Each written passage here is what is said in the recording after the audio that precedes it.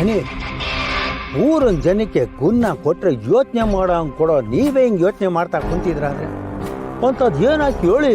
ಸೊಪ್ಪು ಮಾರ್ಕೊಂಡು ಬಾರೆ ಶಂಕ್ರಿ ಅಂದ್ರೆ ಉಪ್ಪು ಮಾರ್ತೀನಿ ಕೊಡು ಮಂಕ್ರಿ ಅಂದ್ಲಂತೆ. ಅರ್ಥ ಆಯ್ತಿಲ್ಲ ದಣಿ. ಉಪ್ಪನ್ನ ಮಂಕ್ರಿಲಿಟ್ರೆ ಉಳಿಯುತ್ತೇನು, ಎಲ್ಲ ಸೋರ್ ಹೋಗುತ್ತೆ. ಹಾಗಾಗಿದೆ ನನ್ನ ಪರಿಸ್ಥಿತಿ. ಆ ಶಿವು ಜುಟ್ಟು ನನ್ನ ಕೈಗೆ ಸಿಕ್ತಿಲ್ಲ. ಅವನಿಂದಾಗಿ ನನಗೆ ಸೋಲಿನ ಮೇಲೆ ಸೋಲು. ಅವನು ಗೆಲ್ತಾನೆ ಇದ್ದಾನೆ. ಅವನ ತಾಯಿ ವಿಷಯದಲ್ಲಿ ನನಗೆ ಸೋಲಾಗ್ತಾನೇ ಇದೆ. ಅವಳು ಒಂದಾಗ್ಬಿಟ್ರೆ ನನಗೆ ಸೋಲು ತಪ್ಪಿದ್ದಲ್ಲ. ಈ ಸೋಲಿಗಿಂತ ನನಗೆ ಸಾವೇ ಮೇಲೂ ಅನ್ನಿಸ್ತಿದೆ. ಅಂದರೆ ಶಿವುಗೆ ಒಂದು ಲಗಾಮ್ ಹಾಕ್ಬೇಕು ಅಂತೀರಾ? ನಾನು ಯಾವ ಕಡೆ ತಿರುಗಿಸಿದ್ರು ಆ ಕಡೆನೇ ಹೋಗುವಂಥ ಲಗಾಮ್ ಬೇಕು ಕಣೋ ಛತ್ರಿ. ಧಣಿ, ಇಷ್ಟೆಲ್ಲ ಆದರೂ ಪಾರ್ವತವ್ವ ಶಿವುಗೆ ಶಾರದವ್ವನೇ ನಿಮ್ಮವ್ವ ಅಂತ ತೋರಿಸ್ತಿಲ್ವಲ್ಲ, ಯಾಕೆ ಅಂತ? ನಾನಿನ್ನೂ ಜೀವಂತವಾಗಿದ್ದೀನಿ ಅಂದರೆ ಆ ಶಿವುಗೆ ನಿಜ ಗೊತ್ತಿಲ್ಲ ಅಂತ ಕಣೋ ಅರ್ಥ.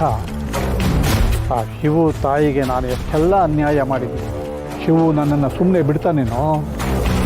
ಒಂದು ಸಾರ್ತಿ ಅವನ ಜುಟ್ಟು ನನ್ನ ಕೈಗೆ ಸಿಗಬೇಕು.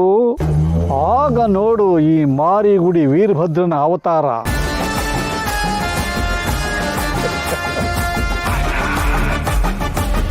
ಅಪ್ಪಯ್ಯ,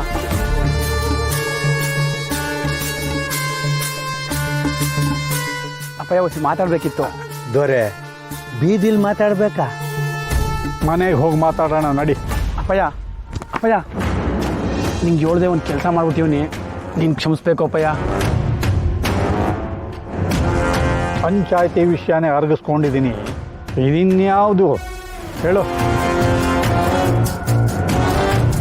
ಅವತ್ತು ಪಂಚಾಯತಿಲಿ ನಿನ್ನ ವಿರುದ್ಧ ಕೈ ಎತ್ತದ್ನಲ್ಲ, ಅದಕ್ಕೆ ಒಂದು ಮ್ಯಾಟ್ರ್ ಐತೆ. ಆ ವಿಷಯನ ಇವತ್ತು ಮಾತಾಡಬೇಕು ಅಂತ ಬಂದೀವಿ. ನಿನಗೆ ಗೊತ್ತೈತೆ ನಾನು ಹೆಂಗೆ ಅಂತ. ದಿನಕ್ಕೊಬ್ಳು ಅಂದ್ಕೊಂಡು ಆರಾಮಾಗಿ ಎಂಜಾಯ್ ಮಾಡ್ಕೊಂಡಿದ್ದವ್ ನಾನು. ಆದರೆ ಈ ಶಿವು ತಂಗಿ ರತ್ನಿ ಕಂಡ್ರೆ ನನ್ನ ಮನಸ್ಸಲ್ಲಿ ಏನೋ ಒಂಥರ ಫೀಲಿಂಗ್ ಅಪ್ಪಯ್ಯ. ಹಂಗಂತ ಈ ಲವ್ ಪವ್ ಅಂತಾರಲ್ಲ, ಅದೆಲ್ಲ ಇಲ್ಲವೇ ಇಲ್ಲ. ಅವಳಿಗೆ ಏನೋ ಒಂಥರ ಅಹಂಕಾರ ಐತೆ. ಆ ಅಹಂಕಾರನ ಮುರಿದು ನಮ್ಮ ಮನೆ ಮೂಲೆಯಲ್ಲಿ ಕೂರಿಸಿ ಅವಳಿಗೆ ಚಿತ್ರ ಹಿಂಸೆ ಕೊಡಬೇಕು ಅಂತ ನನ್ನ ತಲೆಯಲ್ಲೈತೆ.